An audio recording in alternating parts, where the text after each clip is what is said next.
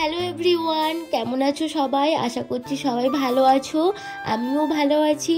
তো আমার আরও একটা মিনি ব্লগে তোমাদের ওয়েলকাম আর গুড মর্নিং সবাইকে। কারণ এটা সকালবেলা ছিল, সকাল সকাল বেরিয়ে পড়েছি, তখন ঘড়িতে বাজে হয়তো 6:45। তো কাজটা ছিল সকালবেলাতেই, আর আমি তোমাদের সাথে কাজের ব্লগই শেয়ার করছি। দেখো বেরিয়ে পড়েছি, আর লোকেশানে যেতে যেতে এমন একটা সুন্দর পরিবেশ চোখে পড়লো।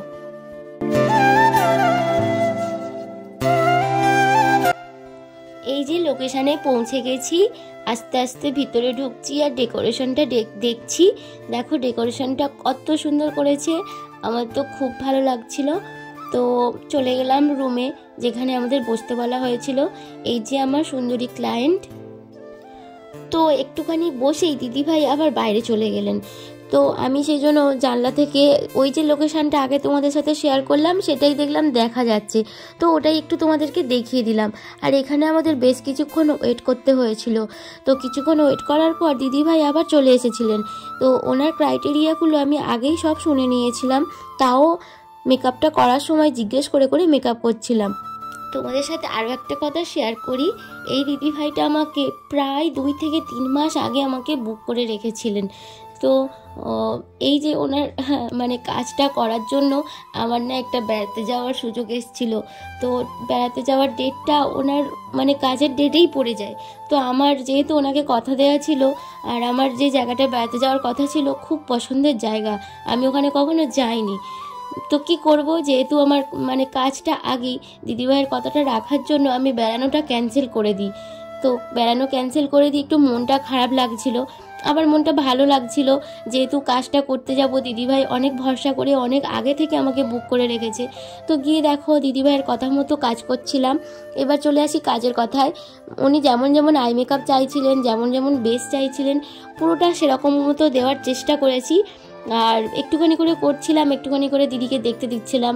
এটা করা উচিত, যেহেতু আমার হাতে সময় ছিল, তো সময় নিয়ে একটু ধরে ধরেই করছিলাম। আর দেখো দিদিভাইয়ের সাথে কথা বলতে বলতে করছিলাম, যে কেমন করব না করব বলে বলে দিচ্ছিলেন। আর দিদিভাইয়ের একটা পুচকু মেয়ে ছিল, আমি রুমে ঢুকে দেখি পুচকুটা ঘুমোচ্ছে। তো আমাকে ওখানে বসতে বলা হয়েছিল, আর তোমাদেরকে তো দেখালাম, বসে বসে আমি ফোন ঘাঁটছিলাম, একটু ভিডিও করে নিয়েছিলাম। তো আজকের অনুষ্ঠানটা ছিল ওই পুচকুটার উপলক্ষে দিদিভাই আমার কাছে সাজছিলেন। তো পুচকুটা যেহেতু ছোট, ওকে সামলাতে সামলাতে দিদিভাই মাঝে মাঝে উঠে পড়ছিলেন। তোমরা দেখতে পাচ্ছ ভিডিওতে, ও পিছনে বসে আছে, ওকে খাওয়াচ্ছে। তো মাঝে মাঝে ওকে সামলাতে উঠে পড়ছে, ও একটু ডিস্টার্ব করছিল বটে, কিন্তু কি করব, বাচ্চা মানুষ তো না, ওকে তো সামলাতে হবে। আর যেহেতু ওর অনুষ্ঠানই, সেই জন্য মা বলে কথা, মাকে তো আগে ওকে সামলাতে হবে, ওকে সামলাতে হচ্ছে, আর মাঝে মাঝে বসে মেকআপ করছে।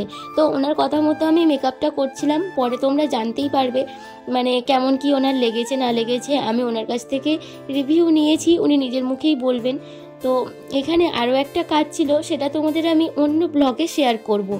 এরকম সকাল সকাল উঠে আমি এর আগেও কাজ করেছি, তবে সেটা ছিল সেখানে আমি নাইটে স্টে করতে হয়েছিল, কারণ লোকেশানটা অনেকটা দূরে ছিল। আর এটা যেহেতু কাছাকাছি ছিল, তো সকালবেলা উঠেই আমি চলে গিয়েছি। আর সকালবেলা শীতের সময় উঠতে একটু প্রবলেমই হয়, কিন্তু কিছু করার নেই, কাজ নেওয়া থাকলে তো যেতেই হবে, তাই না? তো চলো চলে আসি এবারে কাজের কথায়। তো দিদি একটা বান করতে চেয়েছিলেন, আর দেখো বলে বলে দিচ্ছেন আমাকে, আমি আগেও যদিও শুনে নিয়েছিলাম। তো হেয়ারটা যেমন করতে চেয়েছিলেন আমি করার চেষ্টা করেছি।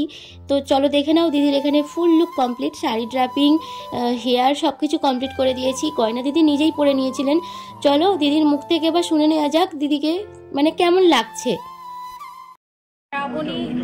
শ্রাবণী, তোমার কাছে ফার্স্ট টাইম আমি আজকে মেকআপ করালাম, আমি ভীষণ স্যাটিসফাইড। আমি তো তোমাকে আগে চিনতাম না, যাই হোক কোনো আমি ভাবে তোমার রেফারেন্সে আমি তোমাকে পেয়েছি, কিন্তু তুমি দারুণ সাজিয়েছো। Sari draping, hair style and makeup, মানে আমার খুব ভালো লেগেছে। আমি এরপরে আমাদের এখানে যা আমি করবো, আমি ডেফিনেটলি তোমাকেই ডাকবো।